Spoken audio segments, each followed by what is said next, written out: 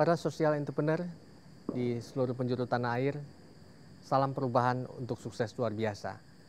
Kita sama-sama memahami bahwa kita berada di dalam era globalisasi dan sebentar di Desember 2015 kita akan menghadapi ASEAN Economic Community, di mana akan terjadi perubahan di dalam pola-pola yang berlaku di dalam masyarakat, berbangsa dan bernegara dari segi ekonomi. Alvin Toffler, seorang futurolog, yaitu orang yang bisa memprediksi masa depan, pada tahun 1976 telah memprediksi bahwa situasi dunia ini akan berubah secara drastis. Di dalam bukunya The Third Wave, ia melakukan prediksi dalam tahun 1976. Dia telah melihat dan mengatakan, now increasingly recognize that the constant one now is uncertainty and the certain one now is rapid changing.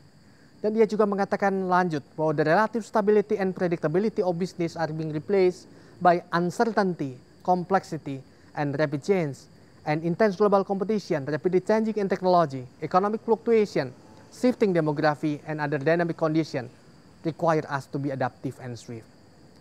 Para pelaku sosial entrepreneur di seluruh penjuru tanah air, apa yang dilakukan oleh peraih Nobel Perdamaian, Profesor Dr. Muhammad Yunus, telah mengagumkan dan berimpak besar pada perekonomian dan kesejahteraan di Bangladesh serta perekonomian dan kesejahteraan dunia. Profesor Dr. Muhammad Yunus ketika ia pulang studi doktor di Vanderbilt University, ketika ia mengajar di kampusnya di Chittagong University, ia begitu sedih. Selepas mengajar, ia hampir menangis dan merenung karena ilmu-ilmu ekonomi yang ia kuasai hanya berlaku di ruang kelas yang hampa dan tidak bisa menjawab tantangan kemiskinan di Bangladesh. Ia kemudian berusaha mengurangi jam mengajarnya dan turun ke jalan didampingi beberapa mahasiswa yang setia dan loyal padanya dengan sebuah visi besar. Dan Yunus menemukan di jalan bahwa banyak orang kemudian menjadi miskin karena terkendala akses. Orang miskin itu ibarat bonsai yang dikatakan bahwa bukan tidak mau bertumbuh tetapi karena tidak mendapat kesempatan. Ia kemudian berjalan lagi dan menemukan ada sekitar 6 orang yang memiliki hutang dan tidak bisa melunasi, dan hutang itu kira-kira di dalam rupiah mungkin senilai 20 juta rupiah. Dan mereka menjadi sangat miskin dan tidak bisa berbuat apa-apa karena terjerat hutang itu. Muhammad Yunus berinisiatif untuk melunasi hutang tersebut. Dan kemudian yang ia lakukan, bagaimana Yunus berpendapat dan berkomitmen dengan pandangannya bahwa orang miskin itu bukan karena ia malas, tetapi bisa dikembangkan dengan kepeloporan. Maka Yunus mendirikan perbankan, lembaga keuangan di bawah nama Agreement, di mana perbankan ini tidak memungut bunga. Dan orang-orang ini dibuat berkomitmen. Yunus melakukan dengan berbeda pendapat dengan apa yang umum berlaku di Bangladesh. Ia mengatakan bahwa orang miskin tidak layak untuk disedekahi, karena sedekah itu membuat orang tidak berkembang dan tergantung. Yunus karena itu ditentang oleh banyak ulama di sana. Yunus berpendapat di dalam hatinya bahwa lebih baik memberikan kail daripada memberikan ikan kepada orang banyak itu. Apa yang dilakukan Yunus? Kemudian dalam waktu kira-kira 2 tahun telah mentransformasi 60.000 pengangguran menjadi seorang pelaku ekonomi yang maju dan kreatif. Muhammad Yunus telah mengubah wajah ekonomi, wajah kegelapan di Bangladesh menjadi sebuah kemajuan dan cahaya bagi Bangladesh dan kemudian bagi dunia. Pada saat Presiden Barack Obama datang ke Jakarta, ia berkunjung ke beberapa tempat dan memberikan ceramah di kampus tempat saya mengajar, Universitas Indonesia. Mr. Obama meminta untuk bertemu 2 orang yang luar biasa dari Indonesia yang dinilai beliau sangat berpotensi dan berkontribusi bagi dunia. Orang tersebut bernama Ibu Tri Mumpuni dan Mas Goris Mustaqim. Ibu Tri Mumpuni mempelopori pembangkit listrik mikrohidro untuk membuat desa yang gelap, desanya dan desa tetangganya menjadi desa yang terang benderang melalui peloporan yang dilakukan oleh Ibu Tri Mumpuni. Dan kemudian Goris Mustaqim sebagai alumni dari Institut Teknologi Bandung berkomitmen untuk kembali ke Garut membangun desanya. Dan Goris menemukan potensi dari desa tempat tinggalnya di Garut, yaitu potensi akar wangi. Ia kembangkan terus dan bagaimana kemudian mempelopori perkembangan di Garut. Kita juga bagi Bapak Ibu yang lebih senior pernah mendengar kepeloporan Nyi-Ero pada masa pemerintahan Pak Harto.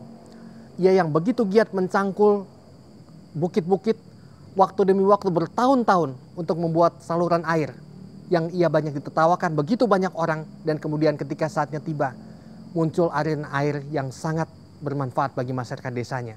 Nyi Eroh adalah pahlawan social entrepreneur.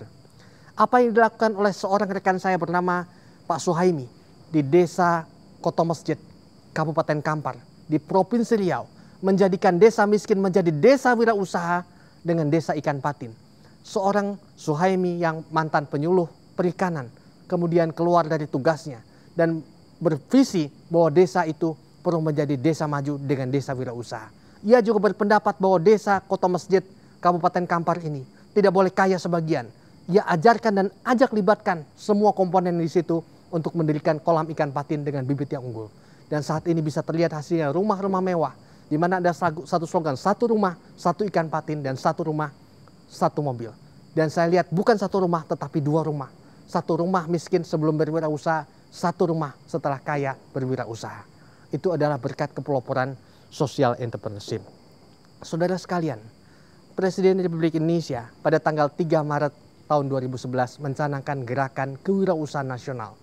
Presiden berpandangan bahwa berwirausaha ternyata sangat berkontribusi positif untuk menciptakan kesejahteraan bangsa. Berwirausaha mengandung nilai-nilai spirit entrepreneurship atau cara berpikir entrepreneurial mindset yang bisa menular dan membuat bangsa ini bisa maju dan berkembang di tengah perekonomian global. Dasar pemikiran bahwa gerakan kewirausahaan nasional ini, bahwa dengan berwirausaha kita bisa mengangkat ekonomi bangsa ini. Diperlukan wirausahawan yang handal. Diperlukan wirausahawan yang bervisi dan berdaya saing global. Wirausahawan yang bervisi social entrepreneur, di mana tingkatan social entrepreneur lebih tinggi daripada tingkatan entrepreneur.